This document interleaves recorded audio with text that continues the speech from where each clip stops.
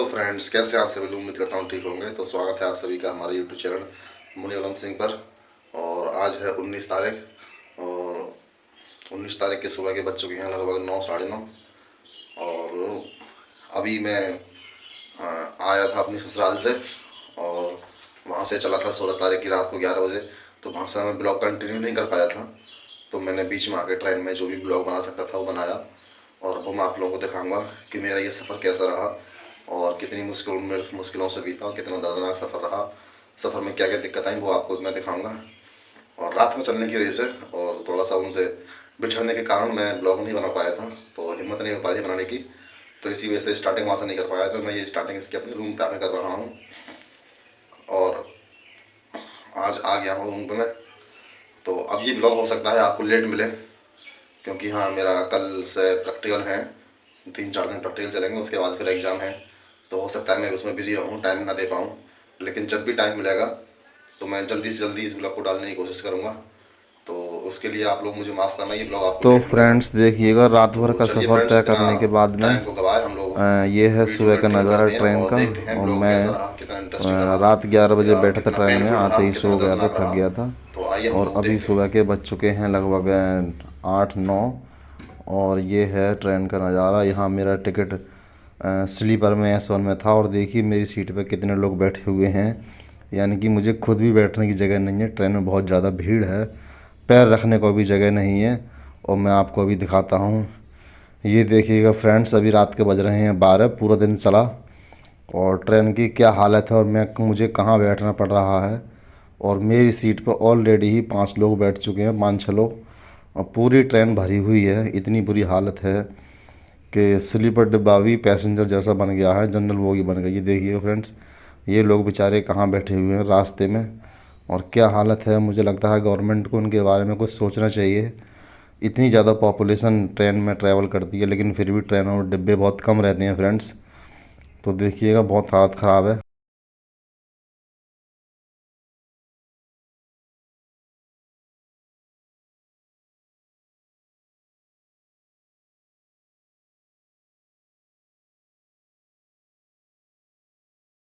मैं आ चुका हूँ लखनऊ और अभी बज रहे हैं सुबह के 5:15 और ये ट्रेन खड़ी है, देख पा रहे होंगे। मेरा डिब्बा था S2 और स्लीपर में हो पाया था टिकट, AC में हो नहीं पाया था, बहुत भीड़ थी। स्लीपर पूरा जनरल बन गया था।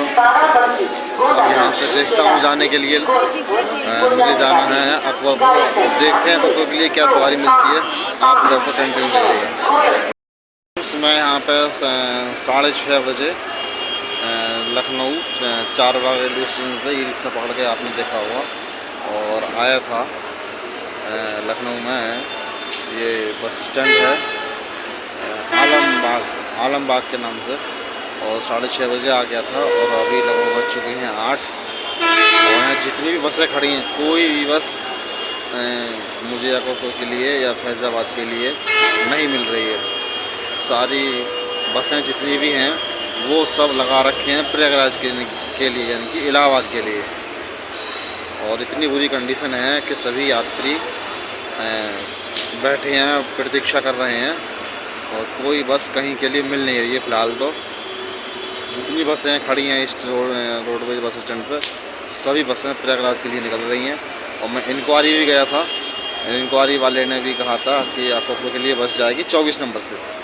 तो मैंने पूछा किस टाइम जाएगी, तो बोला टाइम कोई नहीं है, पता नहीं किस टाइम जाएगी। तो उसने भी कोई समय नहीं बताया। इतनी बुरी हालत है यहाँ, मैं आपको दिखाता हूँ बैक कैमरे से।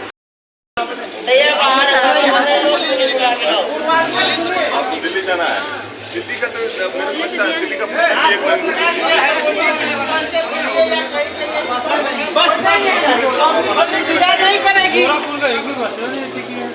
गोरखपुर की तो कई बसें जाएंगे। हम बात करेंगे। सवारी हैं, जितनी भी सवारी हैं वो सिवाय प्रयागराज के और अलग अलग जगह जाने वाली हैं, लेकिन सिवाय प्रयागराज के और कहीं के लिए कोई बस नहीं मिल रही है। इंक्वायरी पर कहीं के लिए पूछने जाते हैं, कोई भी कहीं के लिए पूछता है तो सभी के लिए एक ही जवाब मिलता है कि हाँ बस जाएगी, उस नंबर से जाएगी, उस नंबर से जाएगी, लेकिन टाइम कोई नहीं बताते। अब मैं यहाँ बहुत परेशान हूँ, और समझ नहीं पा रहा हूँ कैसे जाऊँ। और ट्रेन है लखनऊ से, तो वो ट्रेन है 10 बजे, 10 बजे है। तो या तो मुझे 10 बजे तक का वेट करना पड़ेगा यहीं पे रुक के, और तब फिर ट्रेन से जाना पड़ेगा आकोपुर के लिए या फैज़ाबाद के लिए, जो भी ट्रेन है उसी से जाना पड़ेगा। और 2-3 घंटे यहाँ मेरे ख़राब हो गए। मैं सोच रहा था कि लगभग 10 बजे तक या 9 बजे तक पहुँच जाऊँगा। 5 बजे यहाँ आ गया था लखनऊ, तो सोचा 4-5 घंटे में लखनऊ से आकोपुर बस से पहुँच जाती हैं तो मैं पहुँच जाऊँगा, लेकिन ऐसा नहीं हो पाया। और समझ में नहीं आ रहा क्या करूँ क्या नहीं करूँ। इतनी बुरी कंडीशन है, सिवाय प्रयागराज के अलावा कहीं के लिए कोई बस मिल ही नहीं रही है। बहुत सभी यात्री परेशान हैं, कहीं भी जाने वाला केवल उन्हीं को बस मिल रही है जो प्रयागराज जा रहे हैं। और इतनी बसें हैं प्रयागराज के लिए बहुत ज़्यादा, और सभी लोग इतने परेशान हैं, हालत ख़राब है यहाँ बस स्टैंड पर। क्या करें, चलिए देखते हैं जो भी होगा, और वो मैं आगे बताऊँगा आपके लिए। देखता हूँ 1-2 घंटे और रुक के, अगर नहीं मिलती है बस तो जैसे ही 9-9:30 बजेंगे फिर मैं निकलूँगा 4 बाग रेलवे स्टेशन के लिए, और फिर वहीं से ही ट्रेन से निकलेंगे। तो फ्रेंड्स, रोडवेज से एक बस मुझे मिल चुकी है 2-3 घंटा वेट करने के बाद में, और ये जाएगी फैज़ाबाद तक। तो मैंने सोचा चलो फैज़ाबाद तक इसी से निकलते हैं। और बस स्टैंड पर वेट करते करते मेरी ट्रेन हो गई थी मिस, मैं ध्यान से निकल गया था। तो इस बस से मैं जा रहा हूँ फैज़ाबाद तक, और फैज़ाबाद से फिर ये मुझे दूसरी बस मिली थी, और ये जाएगी हमारे अम्बेडकर नगर तक। लेकिन इस बस में बहुत भीड़ थी और खड़ा मुश्किल से होना पड़ रहा था। पूरी सीटें भरी हुई थी, गैलरी में भी लोग खड़े हुए थे। तो ये सफ़र मेरा बहुत मुश्किल रहा आज। हेलो फ्रेंड्स, कैसे हैं आप सभी लोग? उम्मीद करता हूँ ठीक होंगे। तो जैसा कि आपको पता है कि हमारे यहाँ पे एक बेबी का जन्म हुआ है, और वो बेबी बॉय है या गर्ल है वो आपको मुनिया मैडम ही बताएंगी। और मैं आपके लिए अपनी हालत के बारे में क्या बयान करूँ। मैं 16 फरवरी की रात को 11 बजे अवध असम एक्सप्रेस से घर से निकला था। तो उस समय ऐसी कोई बात नहीं थी, और ऐसा कुछ होता तो मैं उस दिन नहीं आता।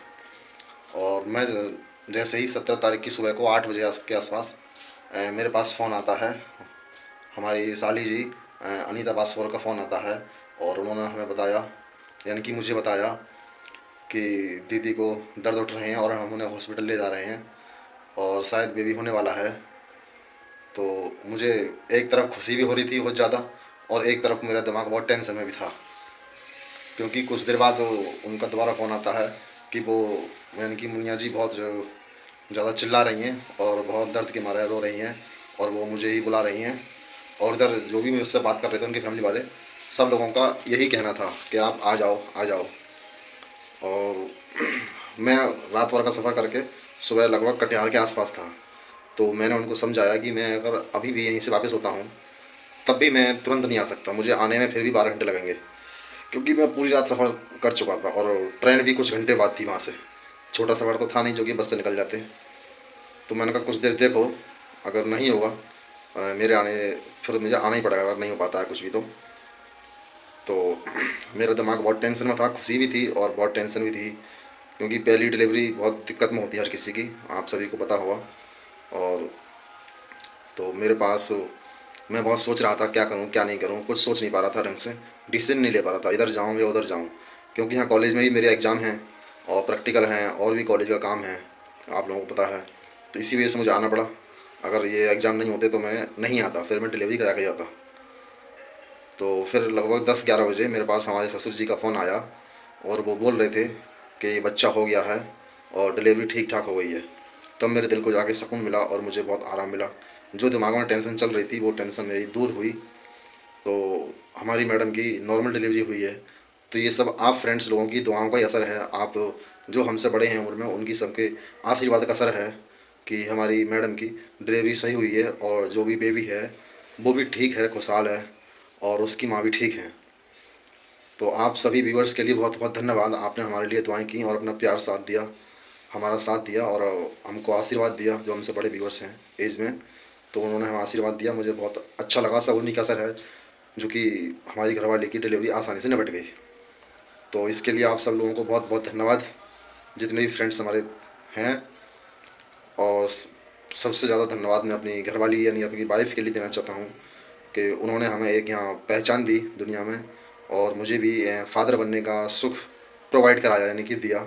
तो इसके लिए मैं अपनी वाइफ के लिए बहुत बहुत धन्यवाद करना चाहता हूँ। और क्योंकि हर किसी मैरिड पर्सन्स का, यानी कि व्यक्ति का सपना होता है कि वो उनकी भी संतान हो, उनकी एक फैमिली हो। तो आज हमारी भी फैमिली कंप्लीट हो गई है, मतलब हम 2 से 3 हो गए हैं। तो इसकी मुझे बहुत खुशी है, और मैं कितना खुश हूँ इस बात को मैं शब्दों में बयान नहीं कर सकता। मैं बहुत ही ज़्यादा खुश हूँ आज। तो फ्रेंड्स, आपने देखा कैसा मेरा सफ़र रहा, और सफ़र में क्या क्या दिक्कत आई और क्या क्या परेशानी हुई, वो आप लोगों ने देखा। और ये सफ़र बहुत ही यादगार रहा था, मतलब बहुत ज़्यादा दिक्कत रही थी। जैसा उम्मीद किया था वैसा नहीं रहा ये सफ़र। शुरू से लेकर अंत तक इसमें परेशानी ही परेशानी रही। बहुत मुश्किल से मैं अपने कमरे तक पहुंच पाया। और अब ये ब्लॉग हो जाएगा बहुत लंबा, तो इस ब्लॉग को हम लोग यहीं पे एंड करेंगे और मिलेंगे अगली किसी वीडियो में। तो आप लोग खुश रहिए, मुस्कुराते रहिए, और मैं भगवान से दुआ करता हूँ कि वो हमेशा सभी लोगों को खुश रखे, सलामत रखे, अपनी रहमत सब पे बरसाए रखे। तो फ्रेंड्स, चलिए हम लोग चलते हैं, और ऐसे ही किसी ब्लॉग में नेक्स्ट टाइम मिलेंगे। तब तक के लिए आप सब लोगों को नमस्कार, जय हिंद, बाय।